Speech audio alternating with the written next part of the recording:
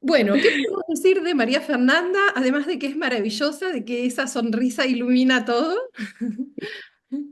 Que nació en Guayaquil, en Ecuador, en 1976, que estudió literatura, que ha sido periodista de carrera, de larga carrera, no solo en su país, sino también en Argentina y luego ya desde España.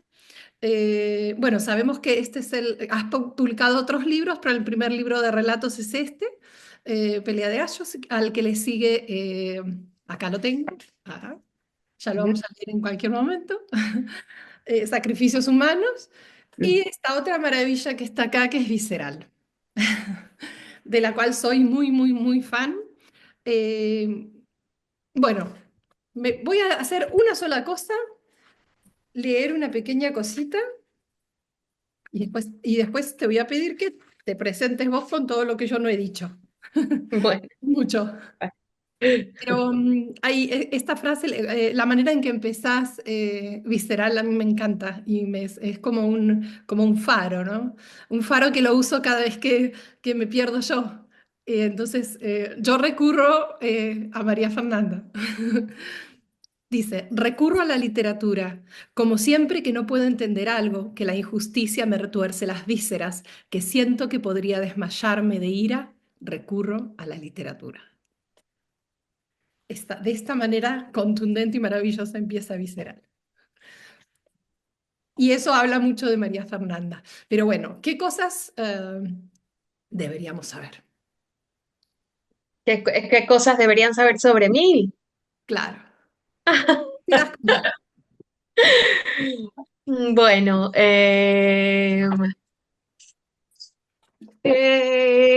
que vivo fuera de mi país hace 20 años, creo que es algo importante de mi personalidad. eh, que soy feminista, que intento hacer una diferencia con lo que escribo, que creo que la literatura no es tan importante como intentar hacer una diferencia, es decir, que no tiene que ver conmigo o no tiene que demostrar que yo sé o que yo puedo o que yo tengo talento o que yo lo que sea. Creo creo que estamos en un momento muy complejo a nivel mundial como para estar alimentando el ego y con lo cual no me considero una escritora, pero si tuviera que definirme preferiría decir activista.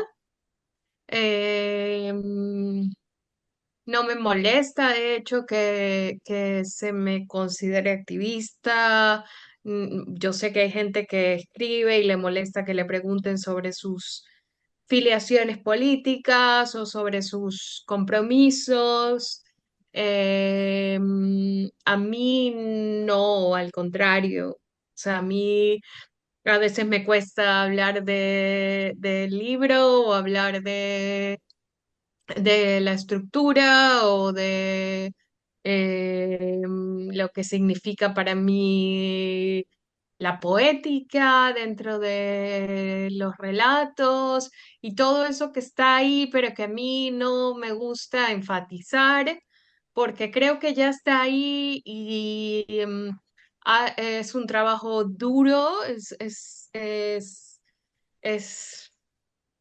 hacer relatos implica muchísimo ejercicio de descarte, muchísimo recorte, em, caminar como sobre el filo de un cuchillo muy afilado, de manera que no te cortes, pero la atención esté ahí y eso no es fácil, pero para mí es mucho más importante hablar de otros temas bueno, cuando tengo gente, grupos, tal vez no sea el caso de ustedes porque han leído el libro, probablemente quieran saber más cosas sobre la cocina del libro, pero cuando hablo con grupos grandes o con gente joven, adolescentes o voy a colegios, intento cambiar, aunque sea una cabeza, Ujú, y bueno, y ser eso, más activista que escritora. ujú. Y de todos modos también enseñar a otros a hacer este activismo que vos haces es una forma de activismo, ¿no? Mm, O sea, creo que lo veo desde ese lado. Por eso también, también tiene sentido hablar de del proceso, ¿no? De escritura, del proceso como vos decís, de selección, de la cocina del libro, como vos dijiste.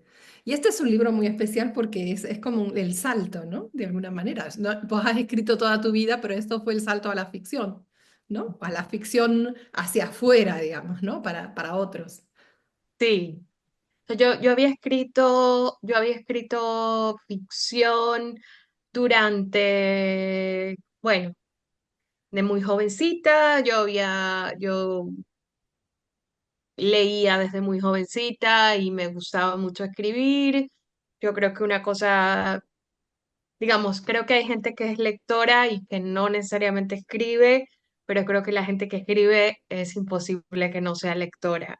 Y yo desde muy chica fui muy lectora porque fui una chica, una niña y una chica muy solitaria, muy, bueno, muy distinta a los demás, tal vez muy sensible, mm, tal vez muy imaginativa, no lo sé, Sí. pero estaba normalmente sola y los libros fueron como mi gran compañía y yo había escrito de pequeña y de adolescente y luego en la carrera, yo había escrito cosas de ficción, eh, bueno, se las había enseñado a unas cuantas personas, pero creo que fueron las personas equivocadas, Ujú. tal vez ese fue un Interesante lo error. que decís. Es interesante lo que decís, porque el que escribe y está tratando de hacer algo, ¿no? Está como en la búsqueda. Creo que siempre tiene esa duda de a quién mostrarlo, de qué hacer. ¿Cómo fue eso de que se lo mostraste a las personas equivocadas? Porque bueno, yo soy ecuatoriana, como saben, y el canon de la literatura ecuatoriana, a pesar de que había mujeres escritoras y que de hecho las tenía incluso más cerca que a los hombres escritores, porque muchas de ellas fueron mis profesoras, claro, es muy difícil ser escritor y nada más, pero ser escritora y nada más es imposible. Y entonces mis profesoras pues eran escritoras, algunas de ellas, otras eran compañeras mías de la universidad que por motivos laborales sobre todo, habían tenido que dejar materias para mucho después porque eran profesoras de colegio, de instituto, de universidades o hacían, yo qué sé, eran abogadas o lo que sea, pero la literatura era su pasión y bueno, entonces volvían y coincidíamos pues en las materias. Y entonces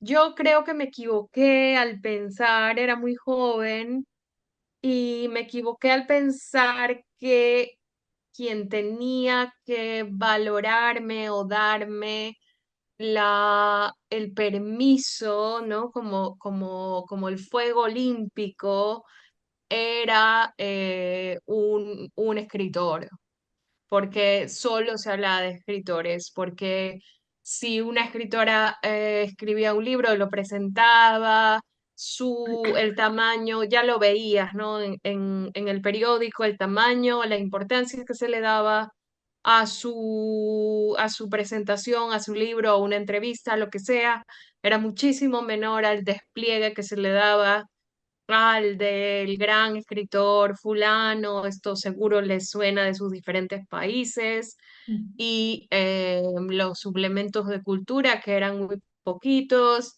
estaban dirigidos y escritos y en opinión y en todo por hombres. Estoy hablándoles hace 30 años, que fue cuando yo entré a la universidad.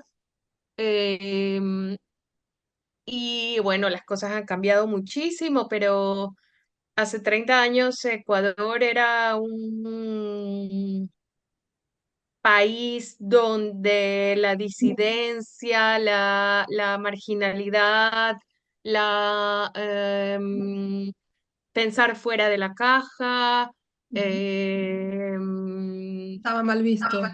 estaba mal visto, no solo mal visto, sino que era como casi impensable, digamos, bueno, era muy difícil. Entonces yo le mostré lo que escribía a un par de escritores y las respuestas fueron, uno directamente no me contestó, con lo cual yo, en lugar de decir, qué rabia, no me... Claro, porque además era muy joven, sigo siendo muy insegura en relación a mi escritura, pero imagínense hace 30 años cómo era en relación a todo en el mundo y muy inocente también, muy como estoy mostrando esto que me da mucha vergüenza porque es algo que, bueno, estoy intentando hacer y luego tuve comentarios como muy no sé, como de no tomarse en serio,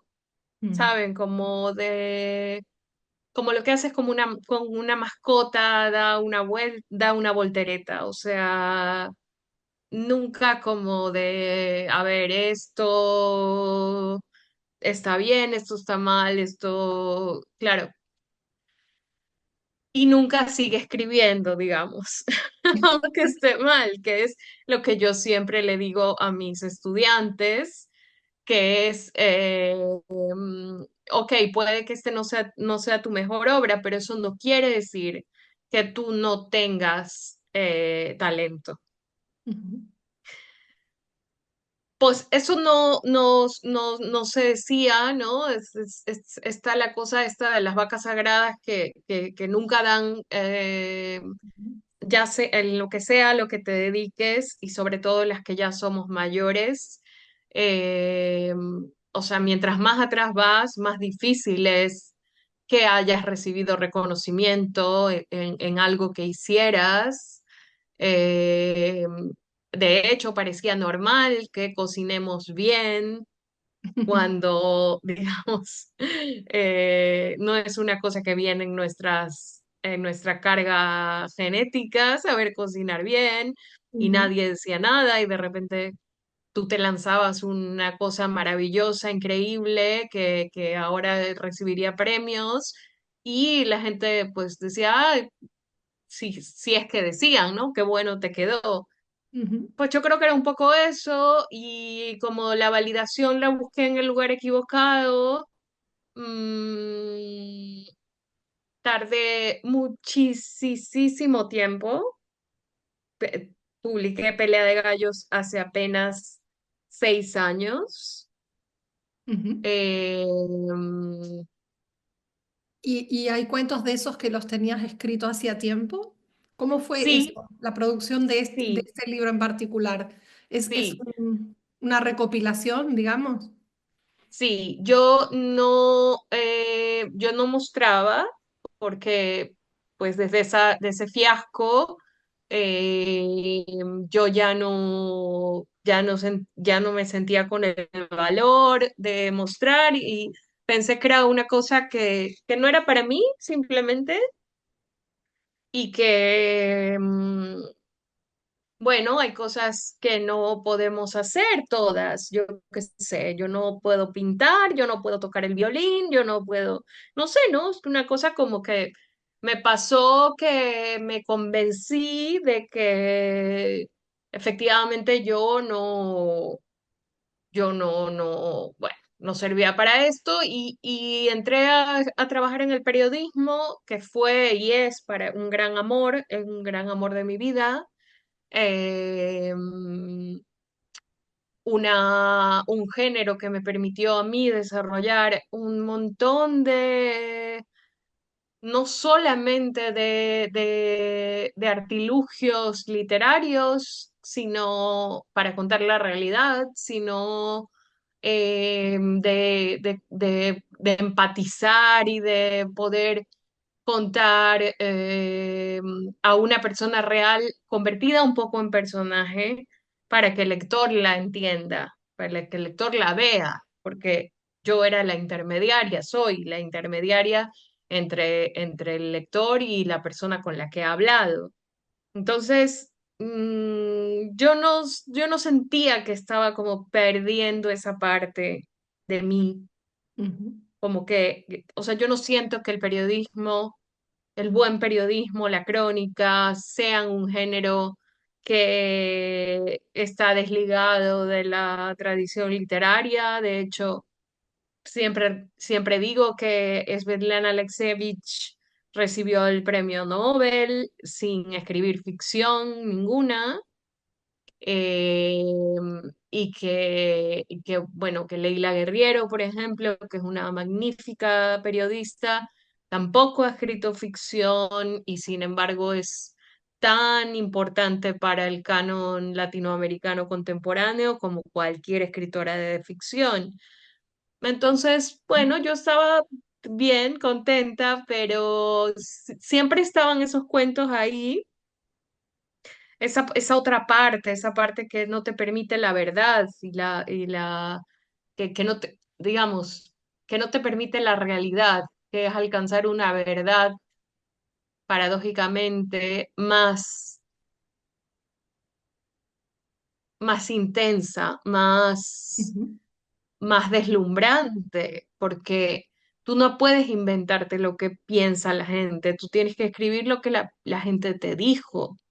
Claro, Pero es cuando eres libertad. escritor de ficción o escritora de ficción, claro, tú puedes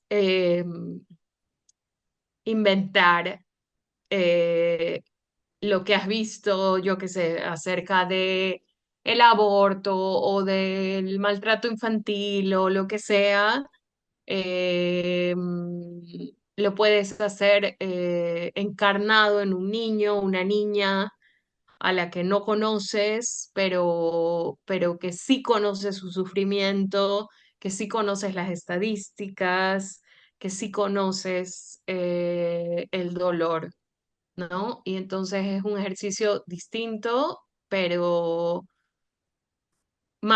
a veces más verdadero que el de la realidad. Y Y entonces yo tenía esos. construyendo ahí, o sea, a través del periodismo y de tu palabra, ¿no? Y de tu voz en la crónica, fuiste construyendo otra seguridad, ¿no? Que no te había dado este primer intento de hacer, ¿no? Lo voy entendiendo así, como, como que te asentaste, ¿no? En tu derecho de expresarte, de decir lo que vos pensás realmente, tu forma de ver la realidad, ¿no? Y probablemente haya hecho eclosión en este libro.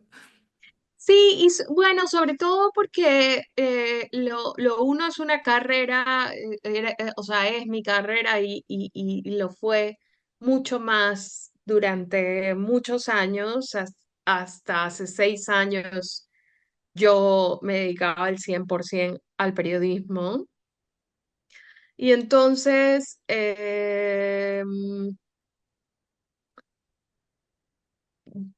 sí, te da una seguridad, pero también es la seguridad de tengo 30 años haciendo esto. claro, la experiencia. ¿no? Es como, o sea, yo era una niña completamente naif que entró a una redacción de un periódico completamente idiotizada, completamente eh, con una idea absolutamente falsa de lo que era el periodismo y de lo que era la vida en general, ¿no? Y pagué piso, que es como se dice en mi tierra, no sé si en las tierras de ustedes se dice, Derecho pero de... pagué piso, o sea, me mandaron el primer día que yo fui como todavía no tenía uniforme, el periódico tenía uniforme, yo todavía no tenía y fui con una ropa elegante porque iba pues a mi primer día de trabajo y era como y me mandaron al mercado y había llovido y yo soy del trópico y es cuando llueve allí son como monzones, es el suelo es de tierra los mercados, el agua, las alcantarillas no alcanzan a llevarse toda el agua y entonces flotaban pues frutas y verduras podridas y de todo, y iban tacones y con falda y bueno, y fiel hazme reír durante un par de días, supongo, hasta que se dieron cuenta de que a mí eso no me iba que a mí eso no me iba a hacer que yo me echara para atrás, que a mí me encantaba hablar con la gente, me encantaba volver con lo que la gente me contaba sobre el pescado, sobre lo que compraba, sobre lo que iba a cocinar ese día, ¿no? Esta fascinación por el otro que yo creo que siempre he tenido Ujú, y por la oralidad. Y entonces, pues al final yo creo que desistieron ya de seguirme mandando a hacer, bueno, a pagar piso, aunque pagué mucho piso, bullying pero, ahora. pero eso me ayudó a que no, nada sea tan trascendental, la verdad. Ujú. Y eso fue desarrollando esta forma especial que vos tenés de ver el mundo. Vos sabés que dijo Juan Casamayor cuando él tuvo ese libro, el manuscrito en realidad en la mano, dijo, este libro hay que hacerlo porque es un libro distinto, ¿no? Es especial, es distinto. Y creo que de eso se trata, ¿no? Eso fue lo que los otros escritores, quizá por celos, por envidia, ¿no? No fueron capaces de ver, ¿no? De que este libro se salía realmente de los cánones y eso era lo bueno, justamente. Yo, sí, bueno, mira, he hecho la vista atrás. Era muy jovencita. Yo creo que hay cosas que no hay que hacer cuando eres jovencita. Hay cosas que sí hay que hacer cuando eres jovencita, pero hay otras que no. Y a veces pienso que esto de ser precoz, ¿no? En plan al enfant terrible de la literatura o la joven promesa o todas estas cosas, mejor que no las viví de pequeña, o sea, de jovencita, sin haber pasado por la experiencia de la migración, que es una experiencia que que te pone los pies en la tierra, a veces de forma muy violenta, a veces nunca del todo amable, Ujú, aunque vayas con las mejores condiciones, casada, yo qué sé, emigras porque tu pareja es de otro país o porque vas a estudiar o lo que sea, siempre hay unas bofetadas de realidad cuando no estás en tu tierra.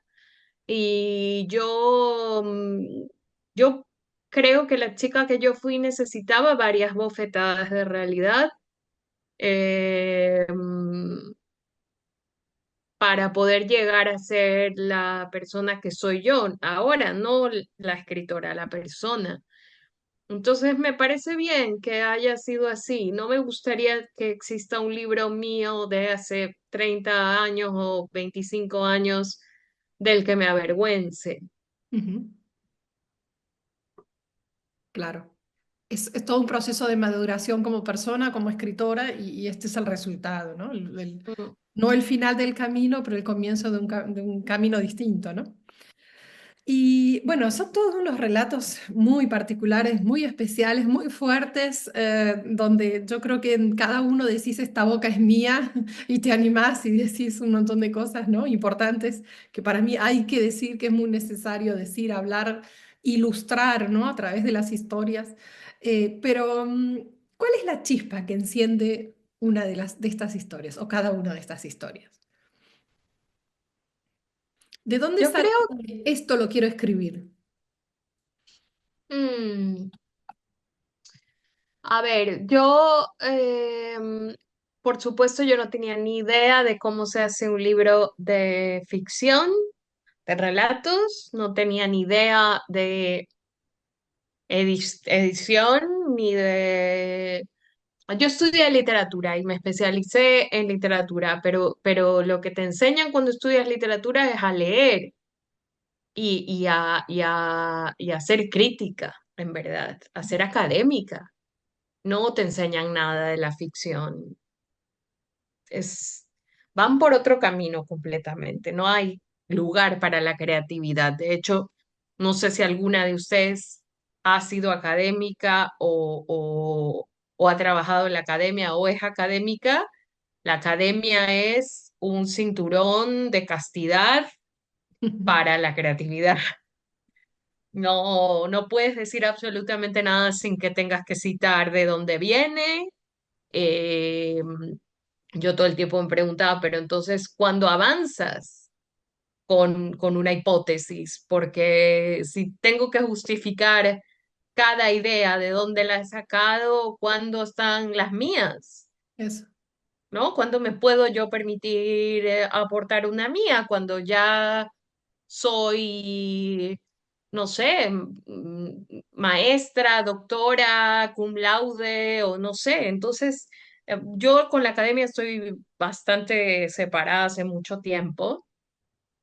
Em, entonces, claro, el tema creativo estaba yo un poco, bueno, un poco así como hago lo que quiero porque tampoco nadie estaba esperando un libro mío ni nada, de nada, Ujú. ni yo misma. Entonces era un poco como, bueno, cuando tenía tiempo y tenía ganas, em, escribía sobre todo para mandar a concursos, que hubo un tiempo en España que las cosas iban bien y había muchos concursos, muchos, muchísimos. O sea, el pueblo, no sé cuántito del no sé cuánto, del Socorro, tiene un certamen de relatos sobre el tomate. Y escribiste Y muchos de habían esos miles. cuentos ad hoc para los concursos. Bueno, sí, hay ese cuento de, creo que es de Bolaño, que se llama Sensei, que es sobre justamente esto de que Bolaño vivía en España y se enteraba de los concursos y mandaba y mandaba y mandaba Sí, sí, creo que lo leí. y no se ganaba, ¿no? Eh, y entonces son unos temas, eran unos temas rarísimos, el repollo, eh, el pulpo a feira, en fin, o sea, tenías que hacer un cuento ahí como pudieras. Y yo, claro, como siempre estaba necesitada de dinero, yo mandaba lo que podía, medio lo adaptaba, tampoco nunca iba a ganarme un premio del certamen de relatos al tomate de Almería. ¿Alguno de este libro, de los relatos de este libro, nació de esa manera? Sí, claro. Ah, sí. nacieron, sí, de ese libro. De hecho, ese libro existe justamente por eso, una convocatoria de relatos violentos, pulp, que era para una colección de una editorial muy pequeña, y ahí para esa colección salió Subasta, el Ah, primer cuento. ujú. Luego, Nam lo mandé al premio Eñe, que era un premio que daba bueno, daba un dinerillo que para mí era importante siempre. Y es increíble ese Eh, relato, increíble. Es y impresionante. ese fue para allí. Yo sin cero esperanza, ¿eh? Yo decía, nadie se va a enterar de que yo lo he mandado, o sea, que el no ya lo tengo y No perdías nada. no pierdo nada y si suena la flauta, pero yo hasta me olvidaba, yo mandaba a todo, había una página que se llama escritores.org y yo mandaba, bueno, todo lo que ustedes se pueden imaginar, adaptaba, iba cambiando. Era divertido también, ¿no? Era como, bueno, jugar un poco. Sigue existiendo la página Sí, y sí, siguen existiendo certámenes, no tantos, pero es un juego bien divertido, ¿eh? De meterse ahí y ver la temática sobre, yo qué sé, la tercera edad y el acceso a la tecnología. De ahí pueden salir cosas súper interesantes, como un taller literario, pero gratis. claro. Y luego de ese libro, de ese libro también salió el relato que se terminó llamando Pasión, pero que se llamaba ¿Quién dicen los hombres que soy yo? Que era un relato que era crear un monstruo, Ujú. que era en honor a Mary Shelley y a Frankenstein. Ajá. Y entonces a mí se me ocurrió que Magdalena, que era poderosa y tenía capacidad para traer a la vida, para devolver la vista a los ciegos, para hacer milagros, que no eran milagros, era bruja. eh, mm, Se enamora locamente de este muchacho que cree que él tiene poderes, o sea, que cree que él es hijo de Dios. Y entonces ella se enamora a tal punto de él que le entrega sus poderes Ujú. para que él no pase vergüenza, cosa que hacemos muchas cuando estamos enamoradas y decimos, sí, mijito, usted tiene la razón, ¿no? Su jefe no. Sí, usted es el más inteligente de todos, y el más sabio y el más no sé qué y el más peor los que son criados como hijos únicos, como era el caso de este muchacho, que además tenía a su madre como virgen, o sea que era, imagínense, de pareja era lo más tóxico del mundo mundial. Y esta chica se enamora de este hombre y pues le da su poder, cosa que a ninguna nos suena raro, porque muchas de nosotras le hemos dado nuestro poder a otra persona, En la a nuestra ciencia, en la pareja. literatura, hay tantos ejemplos, ¿no? Eso de detrás de cada, de cada gran hombre y una gran mujer. Y Ujú, ujú. claro, y tiene mucho que ver, ¿no? De cuánto esas mujeres entregaron de sí mismas, ¿no? Sí, claro, de dejar de hacer cosas que podían o que querían o que sabían que podían hacer bien, pero que la otra persona no le gustaba. ¿Cuántas dejaron de trabajar, por ejemplo? Porque ¿cómo vas a trabajar si tienes niños? ¿Y quién va a cuidar a los niños? Y tú, Ujú. bueno, pero yo no quiero ser cuidadora de niños, digamos, si no hubiera estudiado educación de párvulos. Yo quiero ser, no sé, funcionaria. Yo quiero vender en una tienda perfumes. No sé, lo que me da a mí la gana, quiero ser. Ujú. ¿No? Pero claro, está esa cosa de que las mujeres somos las únicas responsables de los cuidados, etcétera. Entonces es un cuento que va un poco alrededor de esa denuncia de lo que el amor romántico nos lleva a hacer a veces. Ujú. Sí, Fernanda, Exageradísimo, eso por supuesto. mismo, esto que vos decís, o sea, que hay una intencionalidad, ¿no es cierto?, detrás de cada una de las historias y que tiene mucho que ver con tu ser activista y tus compromisos, digamos, ¿no?, con las mujeres y con esta realidad. ¿Cómo van estas dos cosas entrelazadas a la hora de escribir? Te fluye, sale así, te sale por los poros porque es lo que sentís, vas tramando cada partecita, ¿cómo es tu escritura? ¿De brújula o de mapa?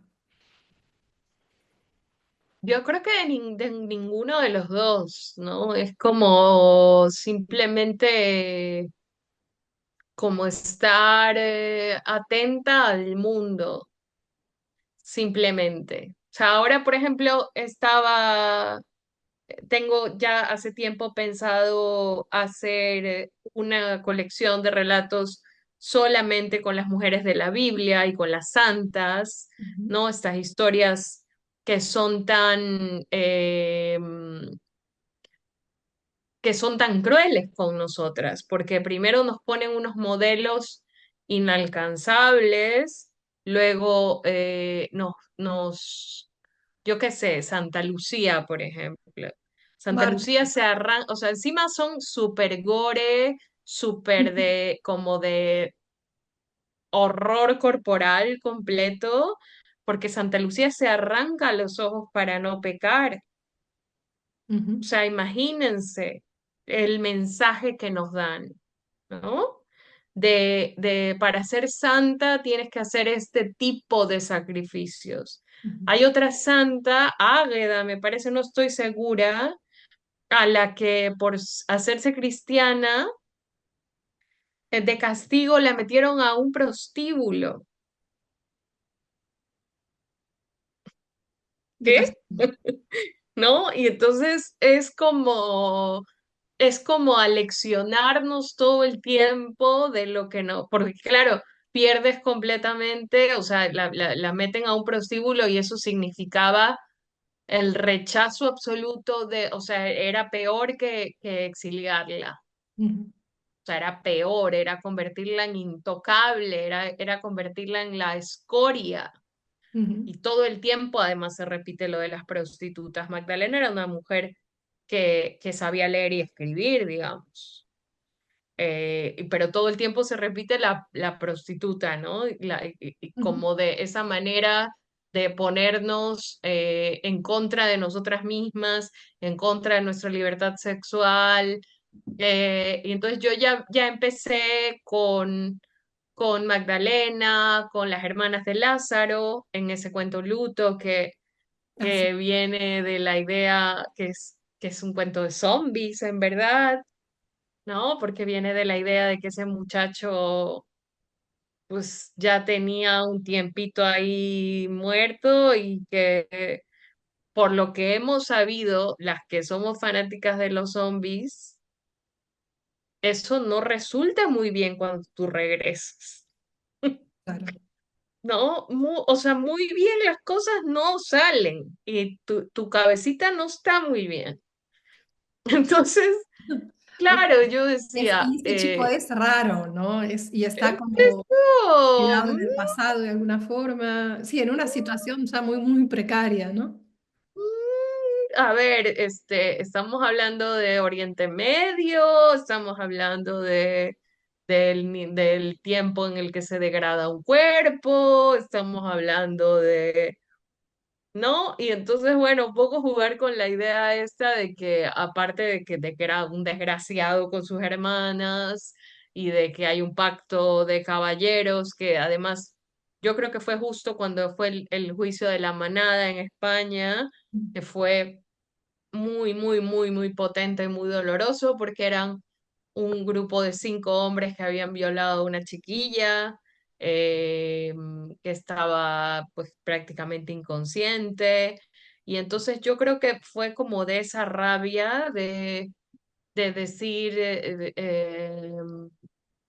están juntos, lo traman todos juntos, y luego viene este amigo de Lázaro a revivirlo. No sé, como que me parecía que era interesante jugar con el tema del pacto de caballeros, ¿no? Como de no voy a decir nada, este hombre es el dueño de esta casa, ¿no? Eh, Porque en verdad las mujeres no tienen un tratamiento muy humano en la Biblia. Ujú. No tienen no tienen casi importancia. María y Marta, la una creo que le lavaba el pelo con su propio pelo, le lavaba los pies a Jesús con aceite, que es una cosa, pues no sé, habrá historiadores que te dirán, eso se hacía en aquellos tiempos, pero en fin, no sé, si eres tan humilde y no, o sea, ¿por qué dejas que esta pobre mujer te limpie los pies o sea, que traiga un trapo, ¿no? Que traiga unas toallitas húmedas? Una No, actitud que servil, ¿no es cierto? Extremadamente son servil. una cosa casi de estas personas que en Japón que tienen su parafilia, una cosa muy demencial. Lo leemos de chicas como sí, sí, en esa época se usaba eso, pero ¿qué? ¿Cómo? Sí, O sí.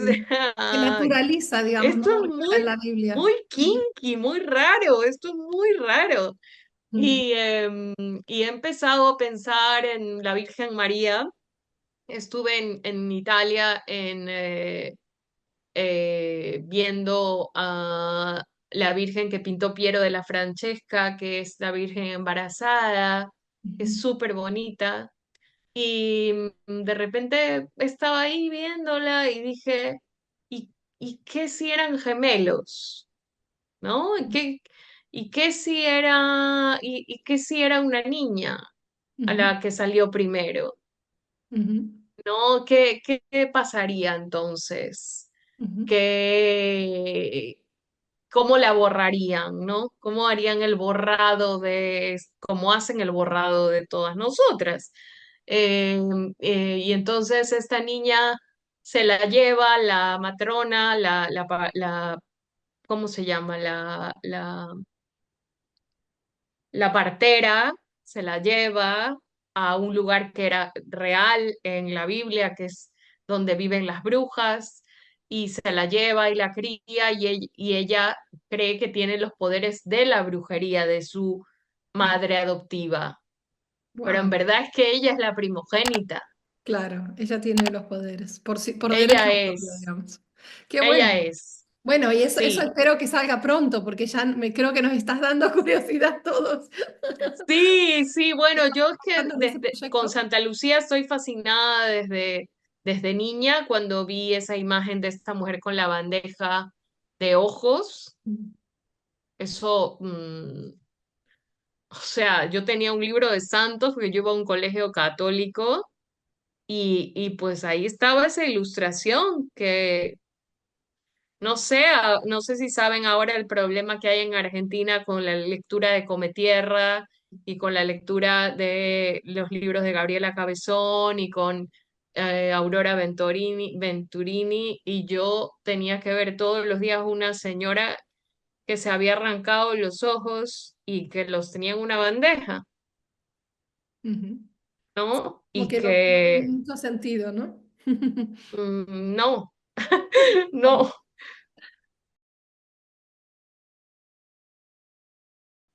Pues Subasta es un misterio en general ese cuento. Yo creo que es el cuento por el que soy más conocida. Es el cuento que Subasta es como un milagro, la verdad, porque me ha permitido que cosas rarísimas como que el Fondo de Cultura Económica de México, que publica solo mexicanos en una colección subvencionada por el Estado, Subasta esté en esa colección y que cueste, no sé, 40 o 50 centavos y que lo puedan comprar la gente jovencita, ¿no? Porque un libro es caro, el libro es caro en México, pero este no, y aparte se reparte gratuitamente en escuelas, están todas las bibliotecas del país. Y entonces hay una cosa, pasó una cosa muy bella con ese cuento, mm, que yo no alcanzaba a imaginarme, por supuesto. A mí la historia de la subasta de personas es rarísimo. Todo lo que pasa alrededor de ese cuento es muy raro. Porque a mí un amigo periodista, yo tengo esta imagen, el recuerdo de él en su cocina, estábamos desayunando, contándome, estábamos hablando de la violencia en América Latina y él me estaba contando que le habían contado a su vez que en, no sé si Colombia o México, se hacía esto, como que los taxistas iban pues oyéndote, viéndote cómo ibas vestida, etcétera, etcétera, viendo tu teléfono, qué tipo de, bueno, pues en fin, ¿no? eh, y a dónde ibas y que te iban seleccionando para esto, para hacer una subasta de personas. Y yo me acuerdo que le dije, no puedo creerlo, qué cosa más espantosa, imagínate, sí, sí, sí, me dijo, a mí me advirtieron que tenga mucho cuidado, bla, bla. Bueno, yo me quedé con esa idea, yo tengo esta cosa como de filtrado, de que tengo como muchísimas ideas, como se hace la leche de soya, no sé si han hecho leche de soya alguna vez, pero tienes que dejarla en una tela durante muchísimo tiempo. Y así son como mis historias. Yo tengo un montón de soya que va convirtiéndose en un poquito de leche. Eh, y entonces, bueno, esa se me fue quedando y de pronto pues dije, ah, la voy a escribir. Y cuando escribí Subasta, se la envié a Roberto y le dije, mira, esta historia que tú me contaste, yo la escribí. Y él me dijo, yo nunca había oído hablar de esto. O sea, te confundes de persona, yo no te lo he contado. Y le dije, Roberto, fue en tu casa, en Barcelona, en septiembre, que te fue a visitar. Me acuerdo que estábamos desayunando, me acuerdo todo, que tenías unos tomates, o sea, me dijo, no, yo nunca he escuchado de esto. Eso por un lado ya es como mágico. Y por otro lado, mi mamá, cuando lo leyó, me dijo, ah, es que tú te quedaste con la historia de que mi abuelo me llevaba a las galleras. Y yo Lo le tenía dije, tú fresquecito. nunca me has contado eso. Como tu amigo. Tú, o sea, de verdad, yo no, yo o sea, tengo miles de historias de mi mamá en sacrificios humanos, incluso en pelea de gallos. Griselda es una historia de una vecina, es real. Mi mamá le encargaba las tortas de cumpleaños, o sea, hay muchas historias orales de mi mamá que no que no era de la ciudad, que tenía mucha cercanía con el campo y con el mar, pero esta no, jamás. Yo nunca estuve en contacto con gallos, ni galleras, ni nunca estuve en un palenque, nunca, jamás.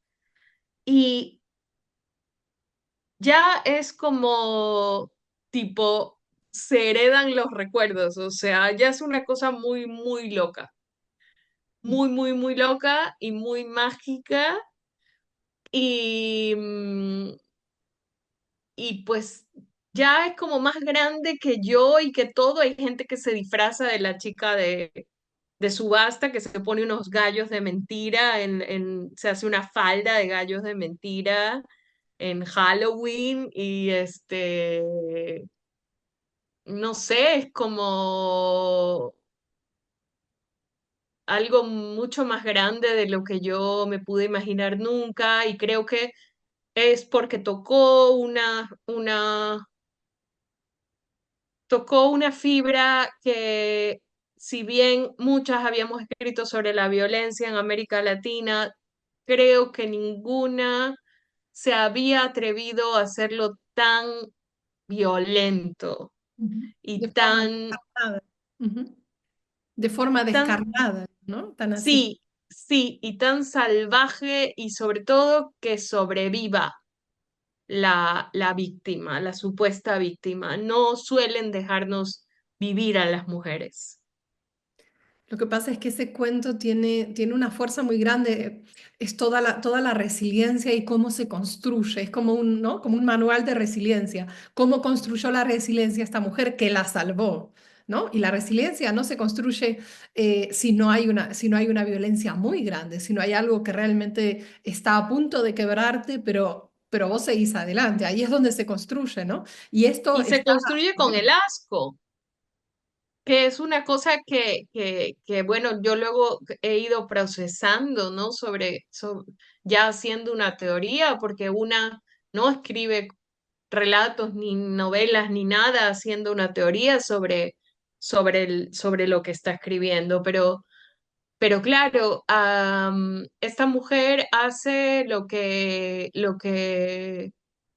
hacían las monjas, lo que hacen algunos grupos de mujeres, de raparse la cabeza, de vestirse con túnicas, de alejarse de la sociedad para no ser posibles víctimas de la violencia, ¿no? De las violaciones y de la violencia de género.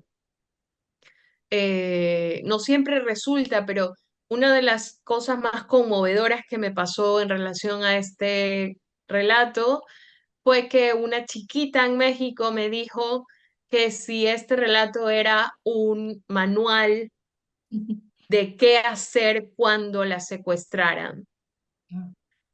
Y claro, en un país donde 11 mujeres no vuelven a su casa todos los días, mujeres y niñas y chiquillas como esa,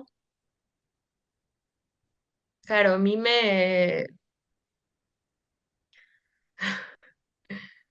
no sé, no supe qué contestarle, yo Pero tenés que no, haberte enorgullecido que has acercado este instrumento útil, ¿no? A través de la literatura, pero de todos modos es eso, como un manual de resiliencia, ¿no? Como una forma de aprender a reaccionar, ¿no? Porque lo que hace tu protagonista ahí es no ser la víctima. O sea, es la víctima en el sentido en el sentido de que a ella le pasan las cosas, ¿no? Es la protagonista, pero no se pone nunca en la situación de víctima, como no se pone cuando era niña, no se pone tampoco después, y eso es lo que la salva, ¿no? mm, sí, Sigue y teniendo para, siempre la fortaleza desde su lado, desde lo que puede, ¿no?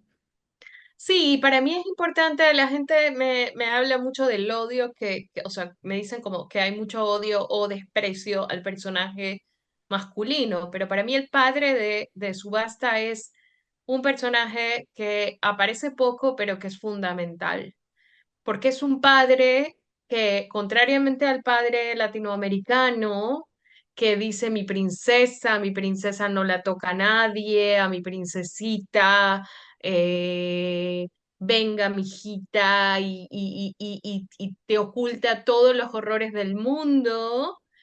Este señor sabe que primero él no va a durar para siempre y segundo que a esta chiquilla, si él no le dice esto de no seas mujercita, Ujú, ¿no? Ahí no hay madre en primer lugar, que es una decisión que tomé de no explicar por qué no hay madre, que ujú. genera una sensación ya como de agobio, ¿no? Como de ¿dónde está la madre de esta niña? Porque no se habla de que muriera. De nada. Ujú. Y entonces tienes a este hombre que tiene muy pocas herramientas en la vida, que vive rodeado del machismo más cruel de América Latina, donde hay alcohol, mujeres, destrucción de animales, y se celebra y hay apuestas y es un lugar sórdido. Ese hombre vive ahí y de repente se ve cuidando a una niña y dice, yo no puedo permitirle que no sepa salvarse, Ujú. cosa que yo hubiese agradecido, Claro. quizás no de una forma tan monstruosa y cruel, pero sí que paulatinamente mi papá, que conocía al mundo, y mi mamá también, pero mi papá más, me hubiera ido explicando, Ujú. ojo con esto, ojo con esto, ojo con esto. Y lo único que hizo mi papá fue decirme, si alguna vez te emborrachas, te pego. En lugar de decirme, si alguna vez te emborrachas y te pasa algo, lo que sea, no dudes en decírmelo, porque no me importa dónde estabas, ni en qué situación estabas, ni cómo estabas vestida, ni cuántos tragos te habías tomado. Yo siempre voy a estar ahí. Ujú. Me puedes contar, porque claro, si él me dice, si te emborrachas te pego, y si yo me emborrachaba y alguien me violaba, no le iba a decir. No, claro. Entonces, a mí ese personaje me parece, yo le tengo mucho cariño a ese hombre, a ese personaje, al padre de Subasta. Él la ayuda a ser así, porque él sabe cómo es el mundo.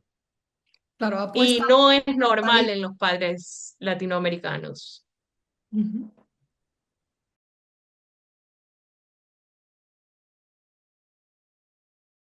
Es súper bonito. A mí me encanta reunirme con gente que lee por primera vez cuentos que yo no es que he olvidado, pero que, claro, sale un nuevo libro y entonces lo tienes más presente.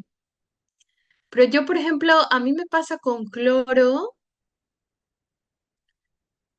o sea, primero me encanta que lo menciones porque es, como no es un cuento tan brutal, aunque lo es, pero no es evidentemente brutal. eh, y es un ejercicio también para mí de hablar de la desigualdad social y de la soledad de los europeos, las europeas, eh, lo inútil que es todo, lo inútil que es luchar contra en los países supuestamente paradisiacos, cómo tienen que luchar contra la naturaleza para que los europeos estén a gusto y confortables, ¿no? Eh, y siempre va a haber algo que no les guste y siempre va a haber algo de destrucción. Eh, yo es un cuento al que le tengo muchísimo amor. Eh, Le tengo, sí, le tengo una compasión inmensa a esa mujer. Yo no tuve hijos tampoco. Yo creo que surgió un poco de ahí. Nadie me lo había mencionado, pero es uno de los pocos relatos que yo tengo en el que, aparte de visceral, en el que hablo ya directamente de la no maternidad, pero es uno de los pocos relatos en los que me permito abordar uno de los temas más dolorosos de mi vida. Mm, y también fue un relato que a mí me costó a nivel poético crear ese escenario blanco, tan blanco, tan en contraste con ese río del que tú hablas, que además lo empecé a escribir en un departamento que tiene un amigo, que tiene mucho dinero y que efectivamente se ve desde la ventana el río y esa piscina inútil porque en verdad nadie la usa. eh, y es solo por ornamento, ¿no? Y tener esas esclavizadas, esas personas todo el día quitando hojas, todo el día quitando bichos, todo el día, porque así es el trópico. Me parecía como una cosa casi de griega, ¿no? Hay muchas piscinas. Hay piscinas hay una piscina en Coro también, ¿no? El de las que chicas, las las amigas, chicas, la casa sí. de la ricachona. Ah, y en sacrificios humanos también hay por lo menos dos, me parece, que también pasan cosas espantosas en ellas. Eh, En persianas también. en Persianas hay una piscina, es verdad. Sí, Sí, porque es como una obsesión mía, como de, porque cuando era pequeña y eres, todavía no entiendes muy bien el mundo y dices, ¿por qué nosotros no tenemos una piscina? Bueno, porque eres pobre, no te jode. ¿No? Y veía a la gente que sí la tenía y decía, no puedo creer que esa gente tenga esto a diario. claro. Entonces yo creo que sí, es una de mis obsesiones y también el maltrato animal. Parece que marca las diferencias sociales, ¿no es cierto? Es Total, claro, total, total, total, como un total, símbolo, total, ¿no? De estatus social y económico. Ujú. total, total. Y también, pues, donde pasan cosas horribles, ¿no? Donde, Hasta muere alguien, ¿no? mm, En mm, oro. mm.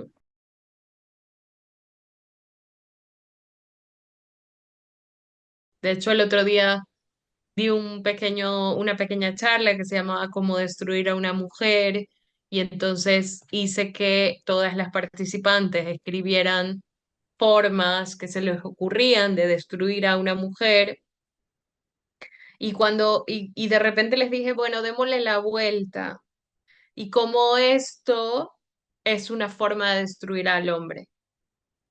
Esta cosa de cánones estéticos inalcanzables, de humillarte, de considerar que solo sirves para la casa o para los cuidados, etcétera, es una forma de destruir todas las posibilidades maravillosas que tiene también ejercer los cuidados y que tiene también que tus hijos o tus padres sepan que cuentan contigo, sepan que estás ahí para darle la comida, para acompañarlos en sus últimos momentos o para acompañarlos a enseñarles a caminar. Yo no sé hasta qué edad mi padre abrazó a mis hermanos, pero debe haber habido una fecha en la que en alguna parte de su cerebro se dijo, mm, los hombres no se abrazan, ¿no? O sea, los papás abrazan a sus niños hasta una cierta edad y luego ya no. Y tú dices, ¿por qué?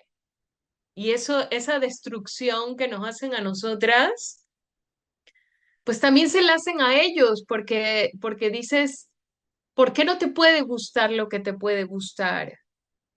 ¿No? Una mujer mayor, una mujer que sea de talla grande, una mujer que sea más alta que tú, una mujer yo qué sé, que gane más dinero que tú, que sea la que quiere salir a la calle a trabajar y tú te dediques a los cuidados, ¿no? Toda esa cosa como de castrar al hombre, Desde una Es visión de, estereotipada, ¿no es cierto?, del sí, hombre. y es de dos vías, Vida. Ujú. porque les destruye a ellos también, porque no sentir ternura o no poder llorar o no poder abrazar a tu hijo aunque tenga 45 años, debe ser muy doloroso. Ujú. María Fernanda, ¿esos son los temas que están en tu libro? Sé que estabas escribiendo algo sobre el padre, ¿puede ser? Sí, sí, estaba escribiendo algo sobre el padre, pero bueno, como no será sorpresa para nadie, yo tengo una relación compleja con mi padre que se traduce en relaciones complejas con los padres de mi literatura. De hecho, hay un cuento que se llama Invasiones, que es de sacrificios humanos, que es claramente él, pero hay muchos otros, hay muchas otras participaciones de mi padre escondidas por ahí. Mi padre era un hombre de sus tiempos y eso significaba que había que ser rígido y había que ser mm, temible.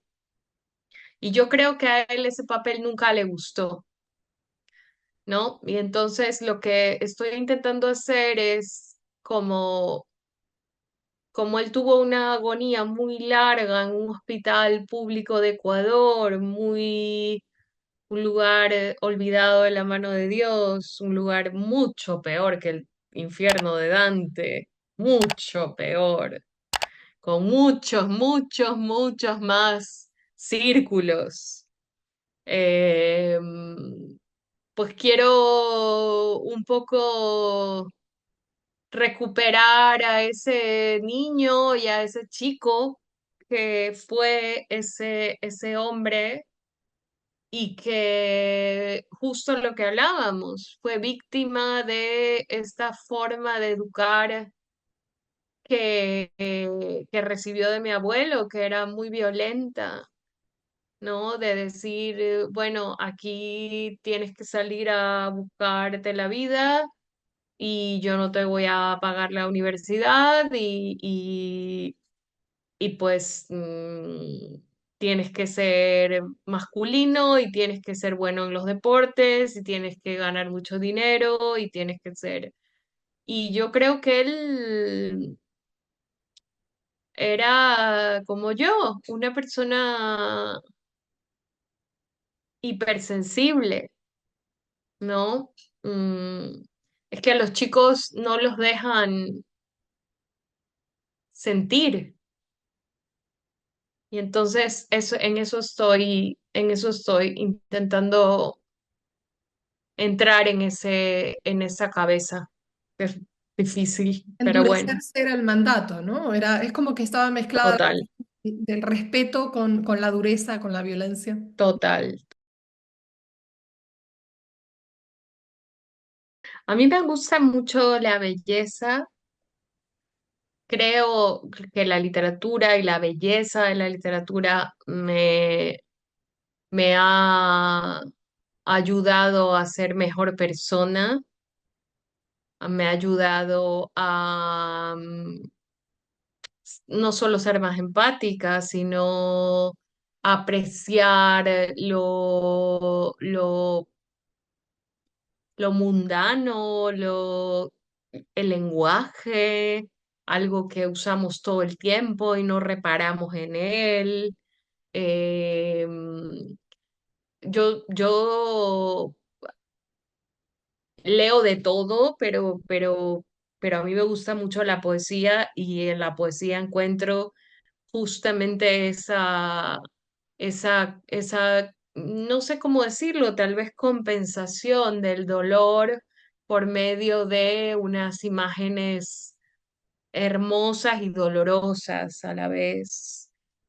Yo también creo que soy una persona muy, el otro día pensaba en eso, ¿no? Con este taller que les dije de cómo destruir a una mujer.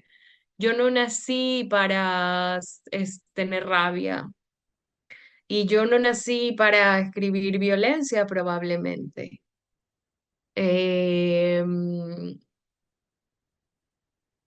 pero nací mujer y me pasaron muchas cosas y me pasaron muchas cosas que algunas pues alguien cínico puede decir, bueno, pues un poco se las buscó, pero yo no creo que una niña que está jugando con muñecas se busque que la enfrenten con la sexualidad adulta y la aterroricen de por vida, ¿no? Yo no creo que ninguna de nosotras se merece eso, se merece el maltrato familiar, se merece el silencio familiar, sobre todo ese gran silencio que pesa sobre nuestras madres y nuestras abuelas y nuestras bisabuelas, ¿no? Hay tanto silencio. Yo creo que si un día todas decidiéramos hablar, esto sería, el planeta colapsaría con ese ruido, ¿no?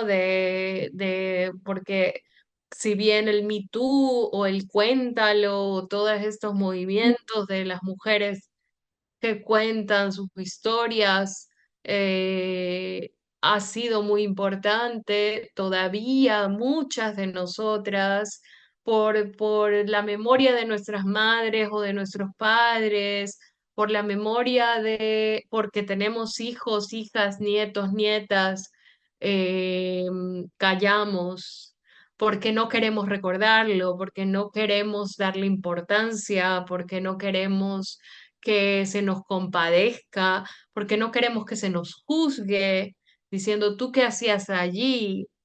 Bueno, cualquier cosa menos buscar que me violen, digamos, ¿no? O sea, mm, en fin, no, no se puede ser una mujer verdaderamente libre sin que el mundo te castigue y te enseñe cuál es tu lugar, ¿no? Yo creo que ninguna de nosotras puede decir, he pasado por este mundo 40, 50, 60 años sin que haya habido alguien que me diga, este no es tu lugar, la calle no es tu lugar. Y como no lo has aprendido suficientemente bien, yo te lo voy a hacer aprender a las bravas, ¿no? Y hay mucha gente que tampoco habla de esto porque no, porque siente que es como un poco faltarle a la memoria de sus padres. Yo, yo creo que es mi mamá la que tendría que pedirme perdón en lugar de yo pedirle perdón por escribir visceral. Y el hecho de que ella haya preferido mantener un estatus, llevar la fiesta en paz, como decía, o lavar la ropa en casa, más que defender a su hija y enseñarle a su hija a defenderse a sí misma y a darle a la violencia el lugar que le corresponde, la convierte en una víctima para el resto de su vida, porque la convierte en no solo una víctima idónea, porque es la víctima que calla, sino en alguien que no es capaz de medir si lo que le han hecho es justo o no. Y entonces, mm, yo por eso escribo, en verdad. Eh, y si hay belleza,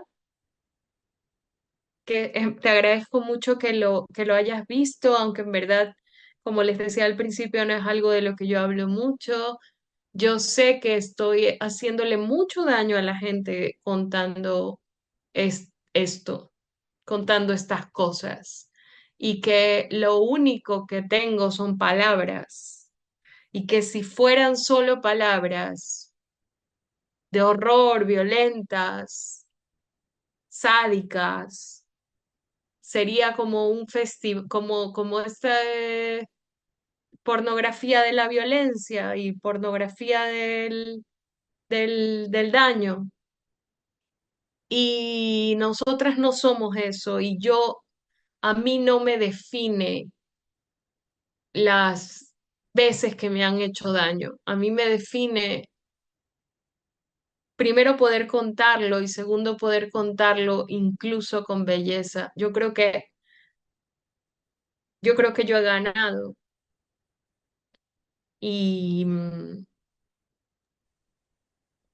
En tanto no te han silenciado, justamente lo contrario, te dieron es la fortaleza de salir a gritarlo.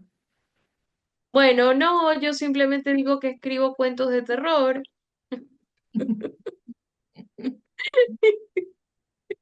Y entonces, pasa, pasa. Y, Bueno, y, y se sorprenderían de la cantidad de chiquillos que van y me dicen, me encantó tu libro y no sé qué, y yo, ay, bueno, lo logré. llegó también, ¿no? Llegó a todos lados. Bueno, vos seguís escribiendo cuentos de terror Claro, yo eso digo. y nosotros seguiremos leyendo. Muchísimas gracias, Ay, Romina. nos ha llegado la hora. Yo creo que nos quedaríamos para siempre acá, pero bueno, nos tenemos que ir.